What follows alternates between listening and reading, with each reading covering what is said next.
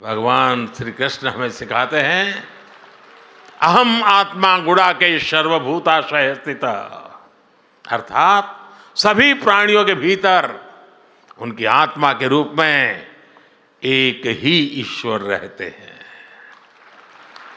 यही विश्वास भारत के अंतर्मन में नर से नारायण और जीव से शिव की अवधारणा के रूप में रचा बसा है।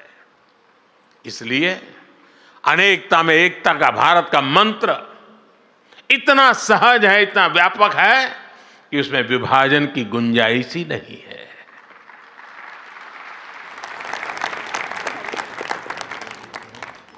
हम एक बार हरे कृष्ण बोलते हैं और एक दूसरे के दिलों से जुड़ जाते हैं।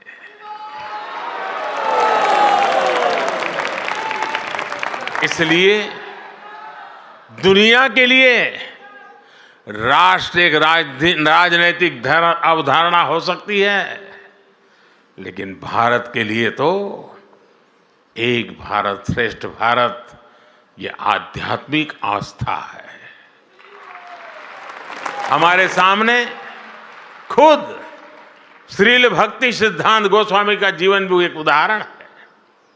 प्रभुपाद जी पुरी में जन्मे, उन्होंने दक्षिण के रामानुजाचार्य जी की परंपरा में दीक्षा ली और चैतन्य महाप्रभु की परंपरा को आगे बढ़ाया और अपनी इस आध्यात्मिक यात्रा का केंद्र बनाया बंगाल में स्थापित अपने मठ को। बंगाल की धरती में बात ही कुछ ऐसी है कि वहां से आध्यात्म और बौद्धिकता निरंतर ऊर्जा पाती है।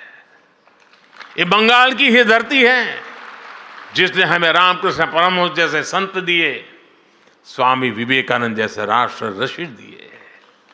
इस धरती ने श्री अरविंद और श्री गुरुदेव रविंद्रनाथ टैगोर जैसे महापुरुष भी दिए, जिन्होंने संत भाव से राष्ट्रीय आंदोलन को आगे बढ़ाया।